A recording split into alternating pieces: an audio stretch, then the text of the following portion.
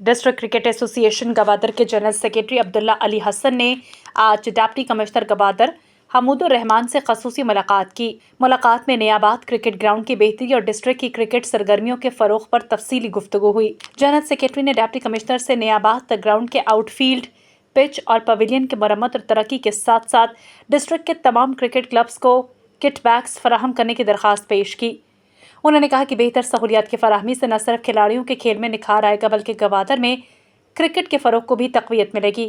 Deputy commissioner Gwadar ने जल्द ही Nayabad cricket ground का दौरा करने की यकीन दहानी कराई। उन्होंने कहा कि क्रिकेट क्लब्स को किट बैग्स फराहम किए जाएंगे और नौजवान खिलाड़ियों की हौसला अफजाई के लिए अमली इक़दाम किए जाएंगे।